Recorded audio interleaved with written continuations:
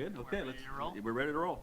All right, we'll call to order the March 20, 2018 Operations Subcommittee.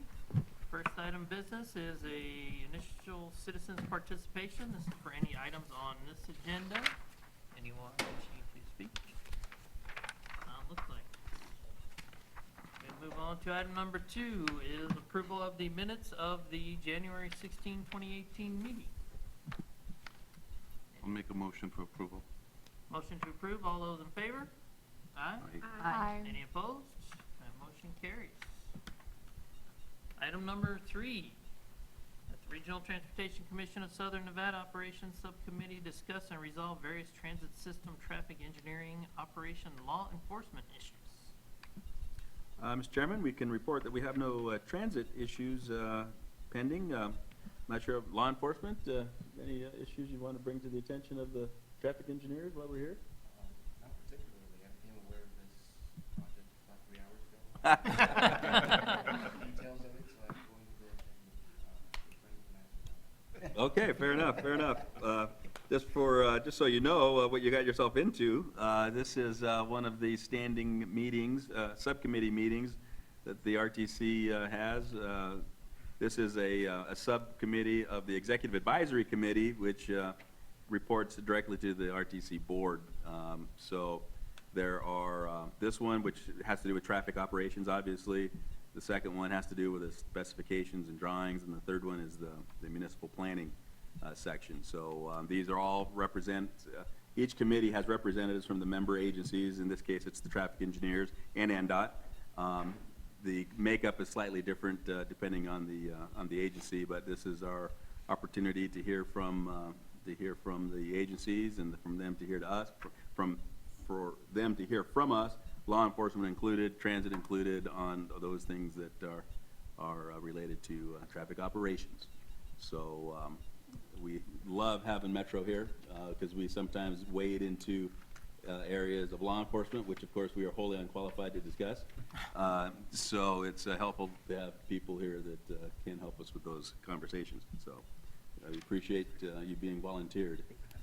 Yeah, understood. Go ahead and answer any questions that you have. Okay.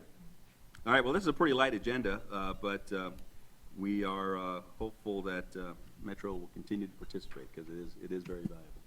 So, okay, I guess that's that. Else have anything? All right, moving on to item number 4, that the Regional Transportation Commission of Southern Nevada receive a presentation from Advanced Solutions, Inc. on 3D design and visual representation of site visibility zones. Yes, Mr. Chairman, we were recently contacted by Advanced Solutions, Mr. B.J. Bates, right? Yeah, who's here in the audience. He's got a colleague on the phone. Dante and I had seen this. In fact, Dante actually went to some training, right? Maybe 4 or 5 months ago? Training just to see a presentation. Okay, all right. Not exactly training. But anyway, it was phenomenal, mind-blowing stuff. So we thought that it would be great for you guys to see it firsthand, and Advanced Solutions was kind enough to remind us of that because we mentioned it when Dante was done and with the presentation. So we appreciate you guys coming on board and showing us what you got. So take it away, person on the internet. Kevin, it's yours. Can we have them state their name? Yes, please state your name for the record. Kevin Stacy. And you're with Advanced Solutions, correct? Yes, I am. Okay, very good. Thank you for joining us. Thank you for having spent some time off for us. So today we want to talk about the InfraWorks as it relates to traffic engineering. The presentation that Dante got to see was a design perspective from the chicken and waffles presentation, I believe. Is that correct, Dante? That is correct. Okay.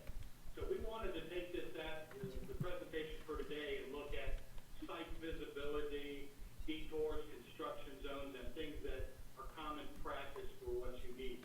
The one thing that I didn't do because it doesn't translate well to the internet, but I'd be more than happy to, is to do a detour video where we detour the traffic through a couple city blocks and then animate that through storyboards. But that doesn't translate well through the internet.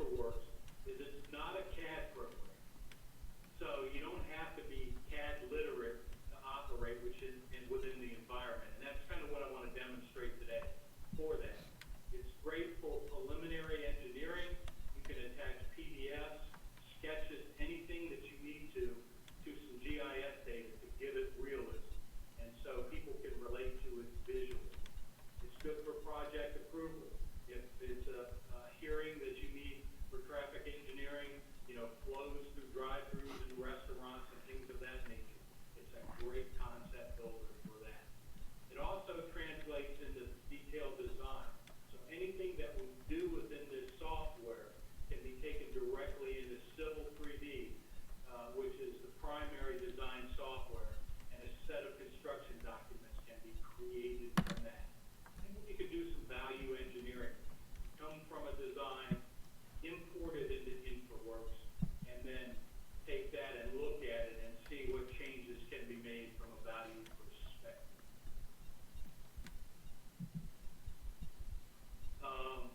Some of the great things about it is it's a fast alternative analysis.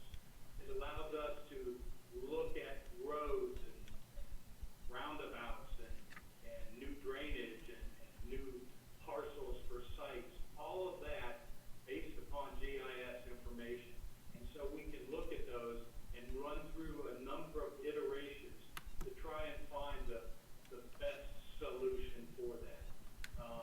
It reduces rework. If we can take that conceptual design and we finish that, and then usually we throw that away, we can take this directly into civil 3D in the design. So we're not losing anything that we have done in the beginning preliminary stages for that. As I've said, it's a data aggregator.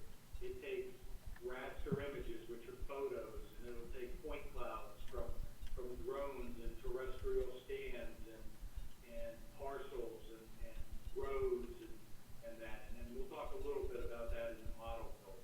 Again, you can do some value-added engineering to it. So you get the design, bring that into InfraWorks, and then you can start manipulating things. If you don't like the roadway, for example, and how it's been created as a two-lane, and you want to see what it'll look like for the planning strip boulevard and things of those, you can easily do that within this software. Again, it's not CAD software, it's visualization software. And so it does convey the alternative design intent, and you can have a number of series of different versions of that, which the software calls proposals for that.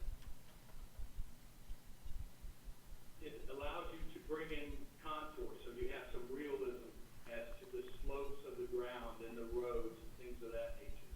So it does a detailed visualization of those surfaces. It also has a roadway component that you're not designing roads by lines like we would do as design engineers. You're kind of picking the style of the road, and then you're just kind of dragging a center line through the software, and it'll develop those roads for you based upon AASHTO standards. It'll also do some automatic labeling, which is one thing everybody hates. They have to go through and design something and then put labels in there. So they've kind of created it, taken it out of that drafting mode, and put it into an ease of use. Again, drone data is becoming very, very popular, and terrestrial data for the buildings. And so it will manipulate those point clouds, bring those in, and allow you to colorize them and visualize that data almost in a photo realistic resolution for that. Yeah. And a new feature to it is if you draw manholes and structures and pipes and that type of things, or grading, then it'll calculate very, very rough quantities. It'll count the number of manholes that are in the software.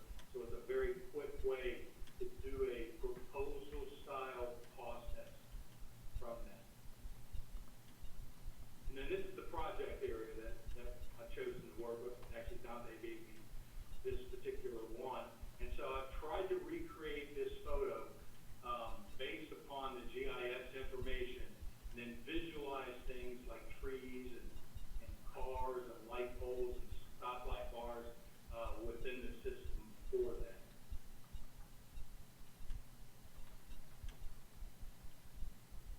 So I'm going to open up my InfraWorks software, and this is the opening window for InfraWorks.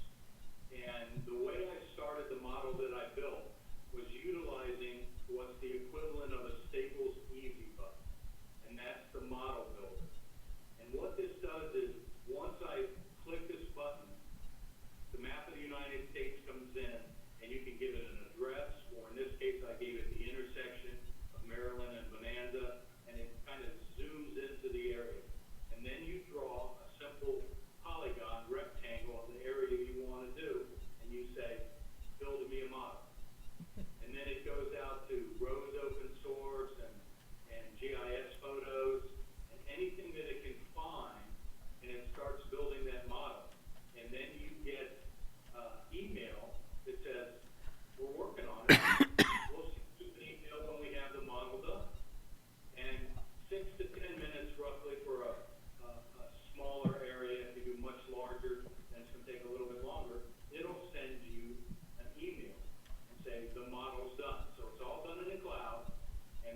tell you your model's ready to be accessed.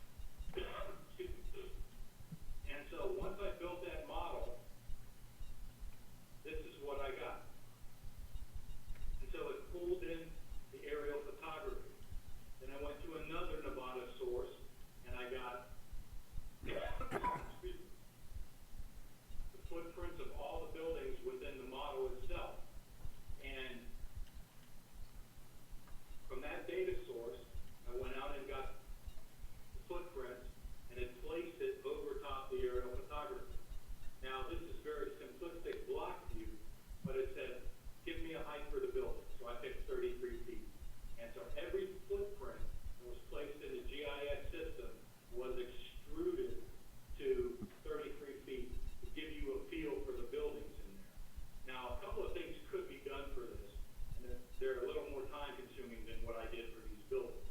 One is, if it's a new building that an architect is being designed, he can export out the building in Revit, if that's his design tool, complete with the facades and the materials and that can be placed on the parcel where it's going. So you can have very, very realistic buildings created and then placed in your model. So are specifically working on a corner of a block, then you can do that.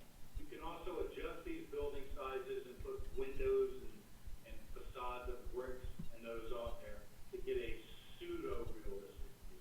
Obviously, you know, if it's a building that you want it to look just right, then getting that model from the architect is great.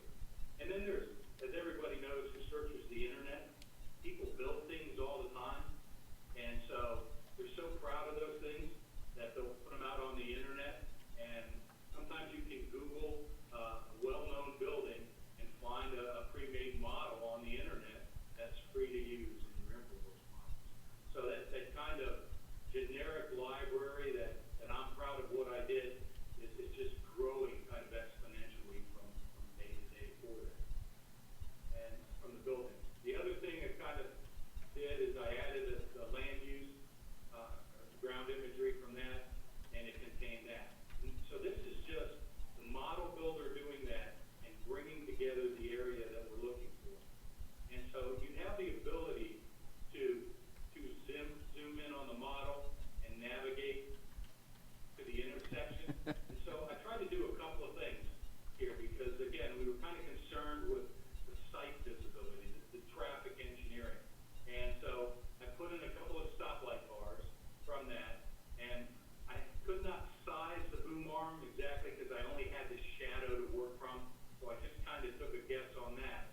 But you can see the detail that's brought in, including the crosswalk signs. See that they have a sign on there. So these come directly from the library that's within here, and it's called City Furniture. And so everything that I placed in here came from the City Furniture palette. So it has a collection of cars of any size, buses, police cars, and then it gets into light poles and construction, barriers, and that. I'm not a horticulturist, so if you see a tree that I placed in there, I have no idea what your common vegetation is. I tried to take something that the shadow looked like from that. That's everything from shrubs to hedges, and they can all be sized. And so these are the traffic posts that I use for that. I used standard traffic barrel for the couple of zones that I did for that. It also has railway information and signs, railroad crossing signs, trips for that. And so, and I stuck a couple people in walking routes within there. So the navigation through this, it obviously will pan straight and backwards with arrows, or using keys A and D, I can go left and right for that. The cars I just simply placed, if you double click on a car, it'll zoom in onto the car, and you can see, and this is with any object you place, I have the ability to rotate it, or I can grab the top, adjust the height to whatever size truck that's going in there or car for that. So you place the car from the furniture,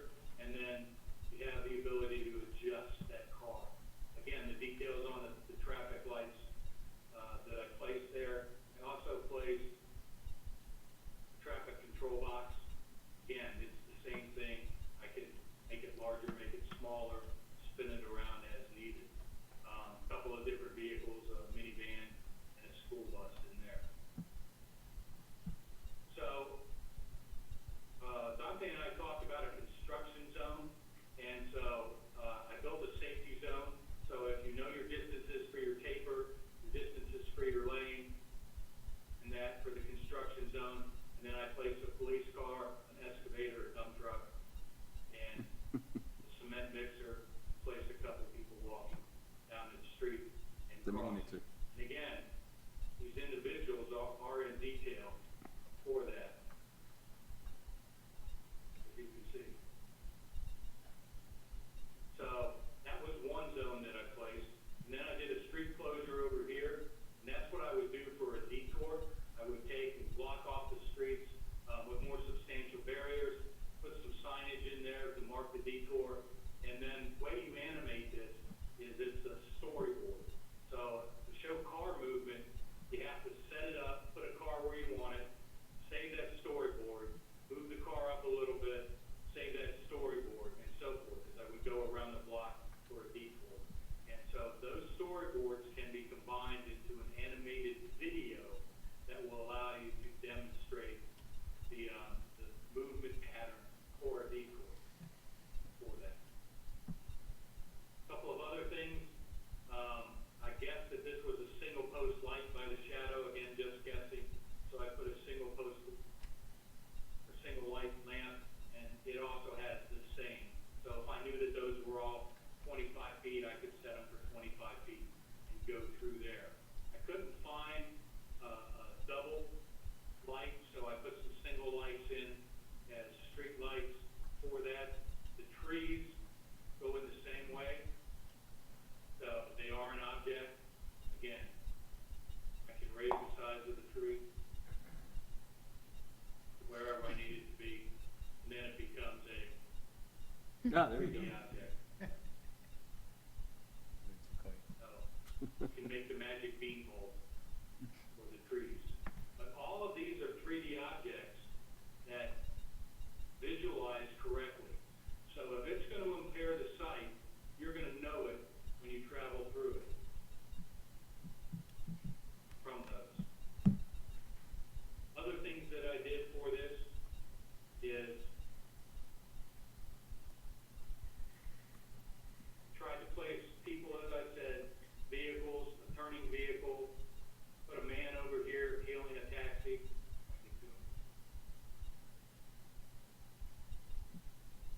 So you can have your realism in there.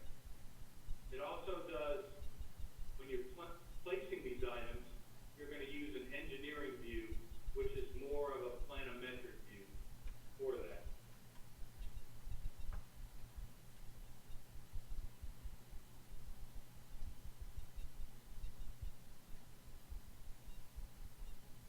So it takes the overhead view from everything.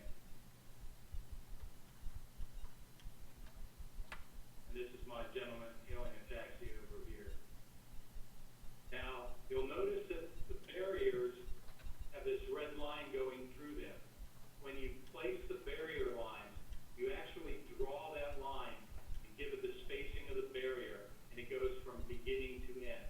It shows up as a red line for visualization when you're in the engineering view, and then the minute you go to the conceptual view, it takes those lines out that you use for placement on those for that.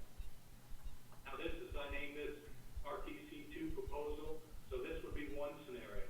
If I wanted to do another scenario for the intersection, I would call that RTC3 proposal. And you can build proposals and bounce from proposal to proposal.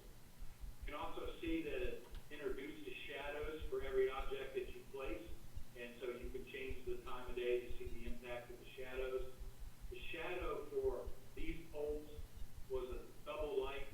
Couldn't find one, so I just stuck a 3 lamp post in there to simulate where they would stand for that. So if you've calculated your work zones, you could go through and place them exactly where you want them. Makes it a great way to show the contractor and everything, the concept for your traffic control, and all the city furniture, again, is full of barriers and things to use, utility poles and so forth from that.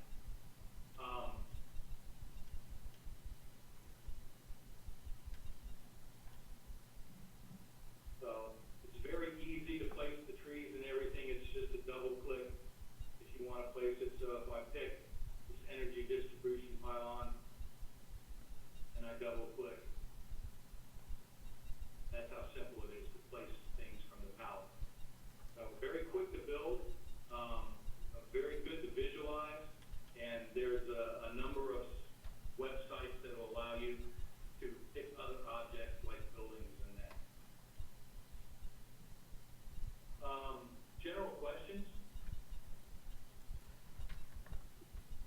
Yeah, the one question I had, this is JP again. You know, as far as, okay, so you've shown that it's really easy to build the 3D model. Now, how do you check, actually simulate potential wall or plant or some other obstruction at an intersection or a driveway? Because that's one of the things that, well, I'll just leave it at that. How do you actually do something with it once you have the model built?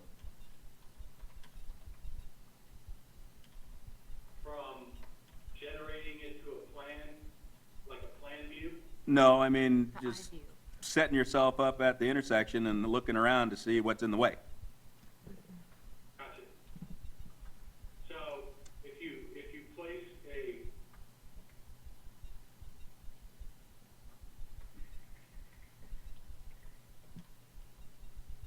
for these, they all have heights. Again, I just kind of guessed it, but you could place a 6-foot tall person and set their height at 6 feet, and then you could draw a visual line for them and spin this in all directions to show, because you can see the cars blocked behind the plants and that. As long as you have a plant showing up in a photograph, then you can follow the shadows to about the base of the plant and place it within probably 1 or 2 feet. That's always the difficult part in placing, and that's why the shadows are so important. Same with the poles. Does that answer your question from a visualization? Is that from the point of the person's eye, basically, is what Right. we need? Okay. And you could do the same thing, sight distance from a car, make sure that the distance between the center of the windshield down to the ground is 4.5 feet, whatever, in that, and then you have the same visualization for that. So can you go out, like, at the intersection and, because right now you're sitting in the parking lot, it looks like. So that's really interesting, but nobody's gonna run into a car coming down the road in the parking lot. The issue is where we have an interface between the driveways and the roadway, or the interface of two roadways, where there's potentially something in the way that's gonna prohibit you from seeing an oncoming vehicle. Or a ped is somehow blocked by a sign or something like that. Right, right. So I understand the concept, but I guess what I'm angling for is I'd like to see it.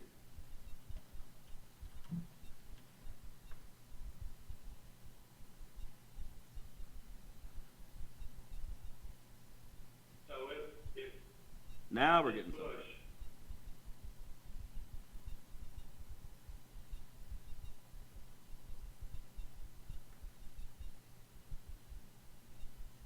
was high enough, so it was over that, blocking the visualization across the way as the car was approaching. And if I say this dump truck, and this line was blocked by all these bushes so that you couldn't see this lane, then as long as you have the obstructions close to the right height, then you can set a line going through there 6 feet above the ground, looking over to the lane. Cool. So one of the And things, I'm sorry. no, please, go ahead. So if it was a driveway that was sitting here, it's the same kind of thing. If I had a power pole that was right at the corner where the street and driveway were, and then a sign up there at the intersection, then you would set the car in the driveway. Again, proper windshield height, draw your line out there, 4.5 feet or whatever it was over that, and see what it intersected along the way. So because this is so easy to build and it's so quick to build, you could, like the landscape plans, which is something that, you know, the traffic engineers don't typically see, you know, on a regular plan view of you know, off-site plans, even though they're there. So if the agencies could require, I'm just, you know, thinking out loud here, the agencies conceivably could require that those landscape plans be 3D modeled, and then, or even sign plans, you know, things come in after the fact. People want to put signs in what would otherwise be a restricted space, and it's really hard to prove that that is in a site visibility zone. And even if it is in a site visibility zone, the person that wants to place the sign makes the argument, well, yeah, but it's in the site visibility zone, but it's a small sign, you'll be able to see around it. So you could conceivably say, fine, here's the basis of the model, add the signs where you think you want to put them, and then we'll take a look to see how bad it really is. That's Yeah, conceivable? The first thing I would, I'm sorry. That's conceivable, right? Right, and the first thing I would do would pull off a parcel map from GIS and place the right-of-way, any access easements, parcel lines, the property lines in there to find out, again, within reason, is that sign even on the private property, or is it out in the right-of-way where, you're gonna have to have approval for that? Place those signs and whatever sign restrictions that you have for the particular area. So you're gonna be pretty close on those, and again, to figure out, as you said, the developer is gonna say, oh, my sign's 4 feet high, and then the truck drives up and it's a 15-foot high sign. So you can model those, do the same thing with those.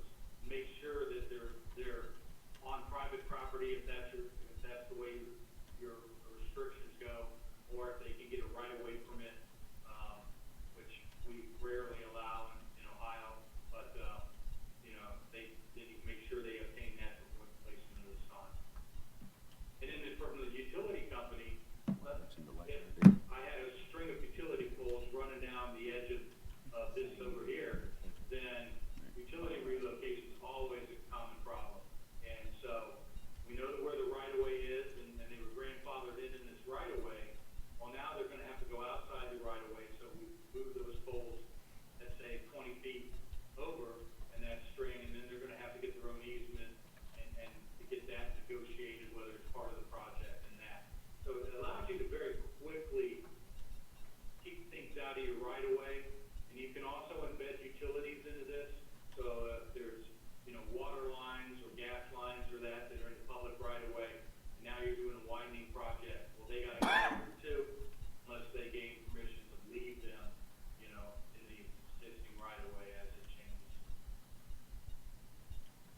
Now, you mentioned point cloud data. The RTC has, we now have access to, in fact, I think we actually have, not just access, we actually have the data. LiDAR data that NDOT, our state DOT, collected, what, 2 years ago, something like that? Yeah. So obviously, well, maybe not obviously, it's raw data, it hasn't been processed. Can that be extracted and brought into this? Yes, and there are a number of softwares to use for that too. So depending on the size of the point cloud, we're obviously going to want to trim that down to a usable size. And so there's a product called Recap, and you bring that point cloud into there and say you just want one block. So you make sure you trim that block down, and then you can bring that smaller point cloud in. Because usually LiDAR data is in such large chunks, and at least out here in the Midwest, when I download the cloud that's publicly available, it's a county, and there's no way I want to drop a county into my model and have millions and millions of points in there. So you typically take it into Recap, which allows you to edit it down for that, and then you can bring that in. You can extract a surface from it in Civil 3D, and then again bring that point cloud exported into this. So you still have to manipulate the point clouds to make them user-friendly, for your model, so you don't overburden the model for that. But it does take drone data, and drone data typically is not an LAS format, it's usually an RCS format. So again, you manipulate that drone data and bring it in and trim it up. It's a little different from drone to drone. And in this building, I could come out with a terrestrial scanner, and I could scan all 4 sides of that and build a 3D version of that building, and then I can set that point cloud that as you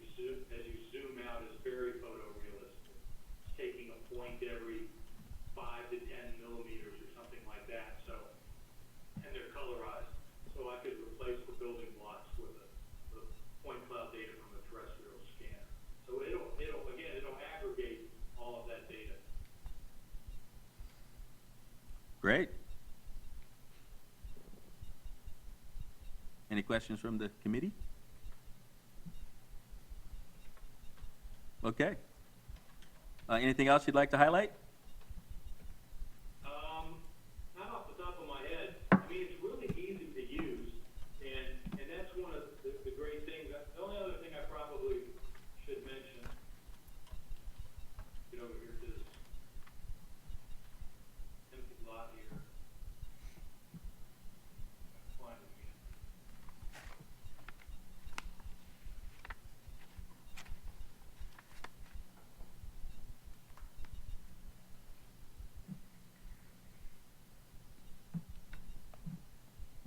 So one of the things that it does have is you can build your own buildings, and so pick a facade for this, and then you just simply draw a footprint, or if you had a footprint in here, an eyeball, triangle, make it square, reasonably square, not being cooperative, so we'll just go with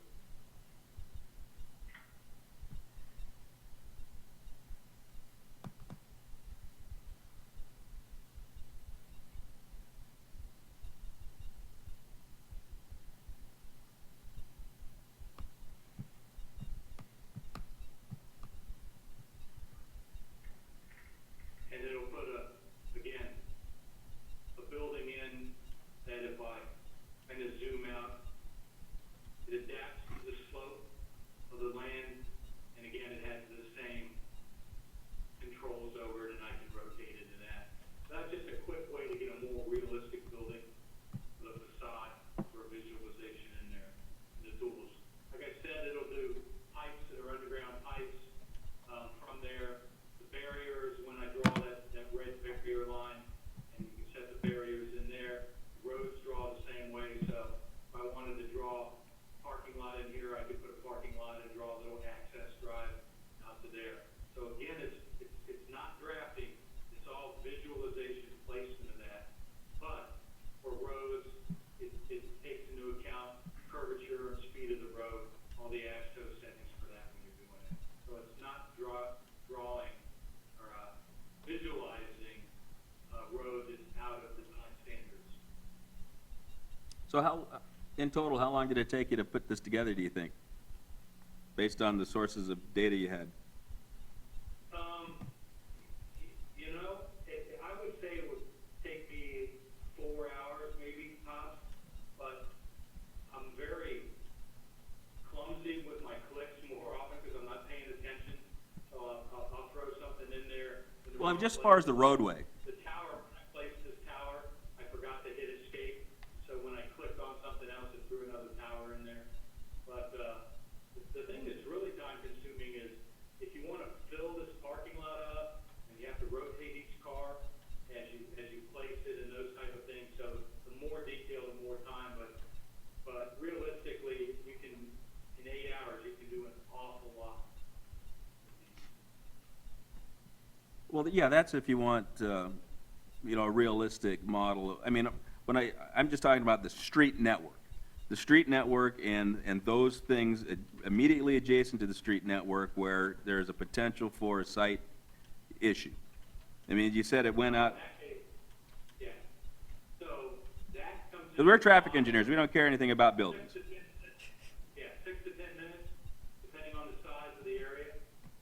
Okay, And you don't do anything but watch the screen. cool. Yeah, it's pretty fast. The longest I've seen has been, somebody did 100 square kilometers.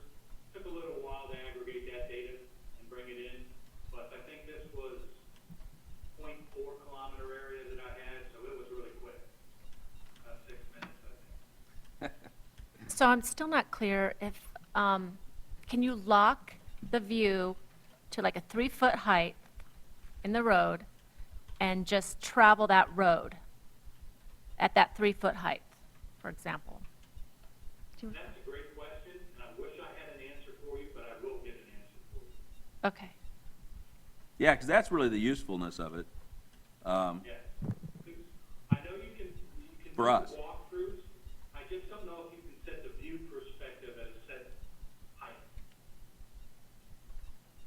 So you can through the storyboard, what you would do is to walk it is go in a view area and just slowly move the storyboard site down the road.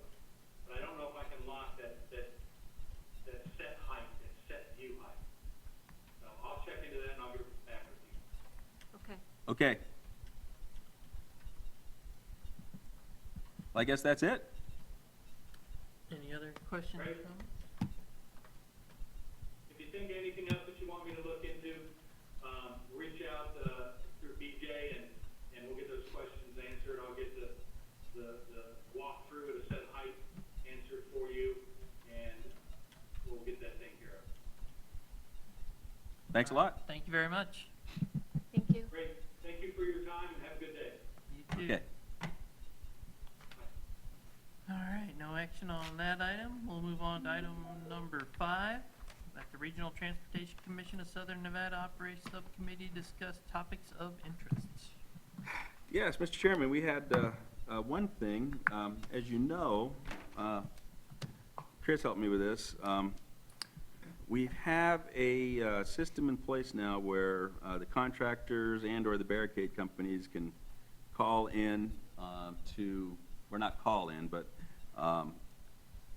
submit their barricade plan and where they're working via the FAST website, where they can upload their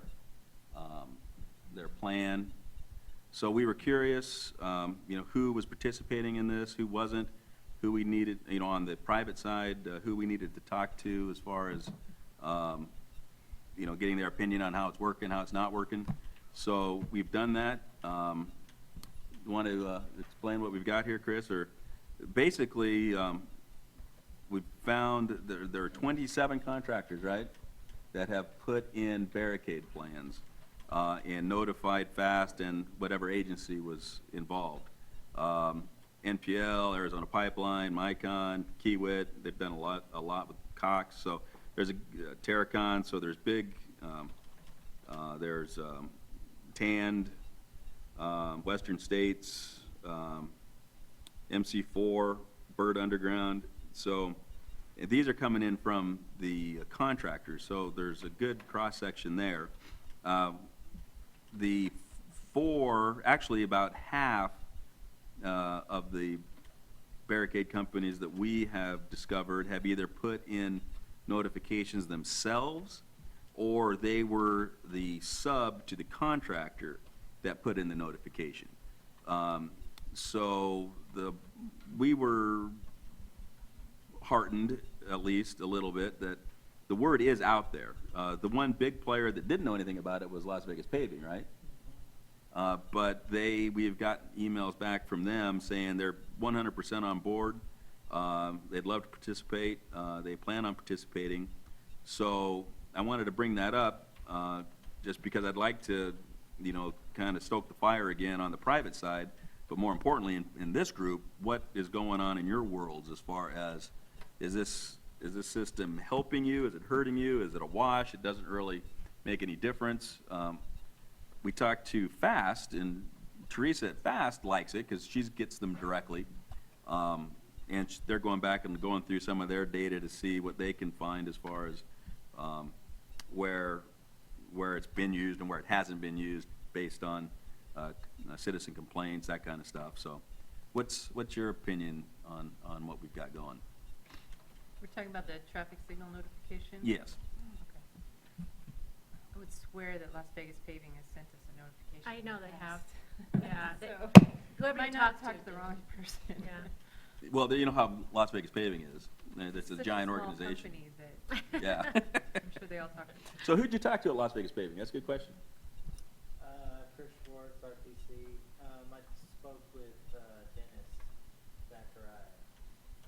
Nick- And also Scott as well, which Scott is. Scott Allen? No, Scott he's on the traffic control side. He pretty much runs most of their projects. for paving, which he was unaware as well. So we have, one of the big players in town, and, we're attending ATSA, NUCA, trying to get the word out, and we Yeah. just happened to talk about it at a pre-con last week, and they're like, we had no idea. So, I did mention to JP that Henderson, really utilizes the email not only to, get the notification and get the plans, but Pepe and traffic will respond to a simple email Thank you, saying, Dave. hey, it's not gonna affect the traffic signal, you guys are good. And there'll be some conversations, even I've seen you chime in as well, Alyssa, and I think that there for a contractor or subcontractor to a simple email line, communication back and forth instead of waiting for a phone call, trying to get a hold of the traffic guy, this guy's on vacation, 3 field guys are, it just seems very streamlined for the people that are using it, and it shows because you have that line of communication. And I'm using Henderson as an example because they have used now that email as not just a notification, but actually, going back and forth, and so it's been very successful, just looking at it from that standpoint. So we were just, we want to thank Henderson, and Pepe, just to be, he's on top of it, and it's, he's got a computer with him out in the field, and it's not that phone call that needs to be made when he gets back to the office, or, a ton of messages left for him, so we appreciate that. So what are you finding? For us, it's helpful for documentation, because they'll say, well, I called this in. Back in the old days, they'll say, yeah, I called this in, how come it's not ready? And then we have no evidence that they actually called it in.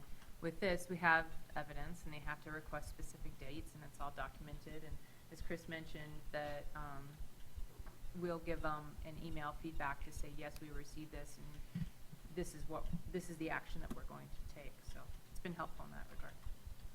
Plus, it goes to all of us. So if for some reason Pepe's on vacation, it goes to Luke or one of the other traffic signal technicians. So do you think has it led, because the bottom line is to try to have fewer surprises. Do you think it's helped? Are you getting more notifications? Are you finding fewer rogue setups near traffic signals, or is that basically the same? I don't know if I have a good answer to that question. I would say that the people that are willing to do the rogues, because it was pretty simple for them to just call Luke before. Mm-hmm. So if they were willing to just do a rogue setup before, they're still willing to do a rogue setup now Mhm. and not do an email. But this removes the excuse of I didn't know who to call or I didn't know what to do. It's all standardized. And so for us, we have sort of a zero tolerance policy now. So Mhm. if you set it up in a signal and you didn't give us notification, there's no excuse now. So you're going to get in trouble. Uh-huh. I think another helpful thing also is being that those plans are uploaded onto the site, so you have a traffic engineer and you have the field ops to actually determine what, one guy may say, I need this signal split phase, or whatever, and they may be able to determine that, hey, that's not necessarily what you're going to be, you need. We're going to go ahead and, instead of just a recall or something like that, there could be times where they're doing work at night and they set up these special programs only from 9 p.m. to 6 a.m. or 8 to 7 in case there was an issue, and then it can go back to normal operation throughout the day. So, there's more discussion, and it makes it a lot clearer, on what should be said. Well, that's the hope. North Las Vegas, what's your opinion? Are you getting them? Do you care? Does it help? We are. I don't know if we care or we don't care. I don't want to speak out of turn because I kind of feel like Sergeant Baker. I'm just sitting in for someone here on the committee, so I don't want to speak out of turn. But you're the signal guy. You're the perfect person to I comment. didn't know that the website and the notification was a public platform where you could respond back to the ones delivering the notifications and so forth. We haven't went that far, but I think it's a wash. I think you still have the Okay. contractors that are out there still doing what they want to do. when they want to do it, and notifications, I think, have pretty much been the same, even with this system implemented. I'm not sure it's easy to measure the improvement because we have so many more submittals. So last I talked to my guys they're like kind of indifferent to it. They don't really notice an improvement. Right. Whereas if they probably compared it to the volume that they're getting in, there probably is an improvement. But I'm not sure how to measure that. Exactly, and that's kind of why we wanted to reach out to industry, both the barricade companies and the contractors to gauge their awareness of the requirement. And, like it came up in the last code management meeting, it doesn't matter what the requirement is. If a person, i.e. the contractor, is not willing to go through that process, it's not going to help, regardless of what the process is. So you've got to get buy-in from the contractors that they're understand it, number one, and they're willing to do it, and there's something in it for them. There's got to be something in it for everybody for something to be successful. It's got to, ultimately, the goal is to have fewer signals in an alternate mode of operation unnecessarily so. Whether it's operating full detection and the lane is missing, or it's open to traffic and it's still in recall, or in split phase unnecessarily. So that's the opposite sides of the same coin. So, we haven't got any, Is Henderson using this as a requirement as part of their permit process for notification? Is it actually in? We all your are. guys' permit? Yes. You guys are as well? But I don't know. I mean, have you seen that people aren't using it? I don't know if they're just calling us directly. and that's probably a good example. We have some people at LVP say they had no idea, yet you're getting them from Las Vegas Paving, right? I can't say for sure, like I just Googled some names in my email, but I feel like they have, but I can double check with our barricade inspectors and get back to you, but. Yeah, well, it doesn't feel really, like I mean, they are. it just illustrates the point that we got to get Yeah. everybody on the same page. So let me make sure I understand. So when they do the notification through your website, you're getting notified, and so is the city at the same time? Yes. And how is that email differentiated? Like, we can tell it comes from this website? Yes. You can tell. So they would know for sure whether they're being notified directly or going through this website. So that's what I'll ask my crew when I get back, because I just want to make sure that the website's being used and we're not being notified directly. So bear with me, but I'm not actually aware of this being on our temporary traffic control plan form. So I don't know if our staff is asking for that separately, but it's not officially in our forms.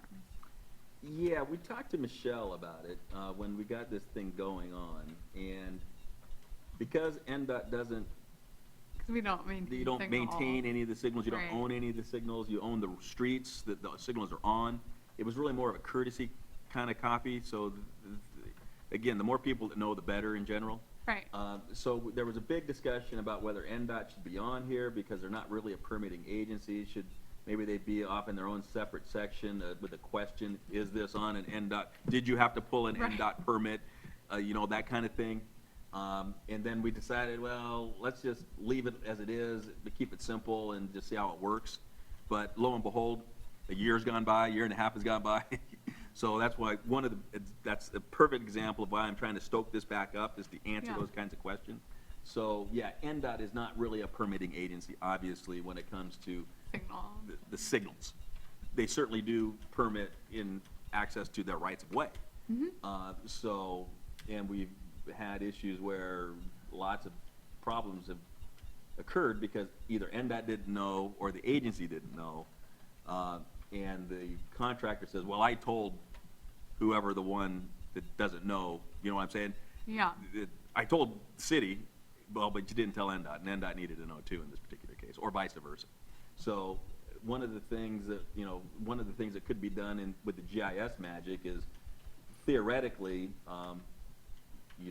we have the layer of NDOT roads. So depending on where you click and what you put down here as the location, it could, again, theoretically, it could recognize that, oh, that's an NDOT road. Yeah, And shoot out the email to NDOT as the courtesy copy right then and there, rather than making somebody click this. But I think if there's a signal on an NDOT road in one of the jurisdictions, what's the order of pulling the permit? Do they pull the NDOT permit first, the encroachment permit, or traffic control permit? That's what we asked. I think so. Okay. I mean, That's, you guys do? Do you know, Kaizad, not the positive. order? No? Sometimes we're waiting for the NDOT permit, so I know we've already given them ours, so they might do it concurrently. yeah, I think we allow for concurrent filing, but we have different restrictions based on when we'll release our permit. So sometimes we wait for the city, Yeah. depending on the Okay. situation. So, yes, there's work to be done here. What is the latest, Kaizad, from your signal guys?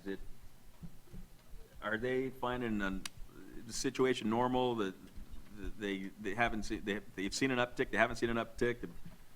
Have people come to you and say, hey, well, we put it in on the website, not knowing that you guys aren't getting the emails? What's your opinion? I don't think they put it on the website. I don't think we participate in that. No, I know you don't, but I was curious if people go on here and start looking for Clark County and, No, I think the way we capture it is through our traffic signal notes. It requires them to contact our traffic signal supervisor 48 hours in advance to make arrangements for any signal modifications for construction.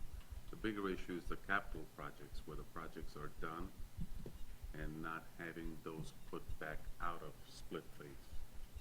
Which that's something that RTC, I know, keeps track of on the signals that are split-phased, and they document every week on which ones are left and which ones are not. And then if there's a work zone there, sometimes a location will be on split-phase.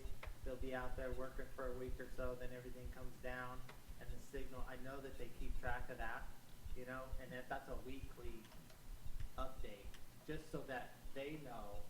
Sometimes, sometimes, like you said, sometimes traffic or construction disappears. Nobody gives you guys notification, then RTC will be like, oh, well, I noticed this signal's on split phase and it's been a week and a half construction. So I know that RTC keeps track of some of that. I just don't know to what extent that line of communication goes from RTC to county or vice versa, hey, this is left on, or can we take this off? So if you're keeping track, and if you do have means to kind of say, we see no traffic cones out there, we need to get it off split phase. If you can shoot me an email, because, yeah, we've been caught with those issues where, yeah, it usually gets resolved pretty quick, 'cause somebody sees it and they either call fast or they call you, and the signal guys get together, and gals, and get it fixed. So we're just trying to, but from our perspective, we have our development folks just reinforcing to the contractor, hey, when he gets his encroachment permit, if you have any signal work you need assistance on, you need to have 48 hours notice to traffic ops. so it's a phone call or an email or both? It's a phone call or an email. Okay. And that's in the notes? That's in the notes that we hand out. All right. Well, I think we are going to talk to these folks individually, get their opinion. We'll talk one-on-one on how to improve this. It would be fantastic if we could get the county to participate, but, What's that's that something, chuckle for? that's something we could talk about later. But even without the county's participation, I think there's value in it. So, more to come. John, so I know you said Teresa Geiser gets a list of everything. Mhm. Does that information go to LV Roads too? Because that is something we can put on our website. It probably doesn't. So I mean, I think that more so than NDOT knowing LV Roads would be great if they were looped in. Okay. Say that again, I'm so sorry. So we have Las Vegas Roads, which is similar to FAFSA or sees at the same traffic center. And we have a separate website that posts to 511 and posts an active map of the valley. And so it would be great if that information was coordinated across FAFSA and NDOT. All we need is their email. I'll get it for you. And it's automated. Okay. Depending on what they click. That'd be great. And there was actually a discussion of taking NDOT off off of here and just send in everything to NDOT, because there really aren't that many, right? Since July, we've had like 150, right? So it's not like you're inundated with dozens a day, you Yeah. know? And just like Fast gets all of them, just let LV Roads get all of them. Yeah, I think that'd be great. I mean, Michelle and I don't need them in the office, I don't think, but LV Road would be good to include. Okay, we will talk on the details. So that was it for topics of interest, Mr. Chairman, I think, right, gentlemen? Okay. Anybody else have anything they wanted to bring up? All right, we'll move on to item number 6, which is our final citizen participation. Citizen? Seeing none, we're adjourned. Outstanding, thank you, everyone.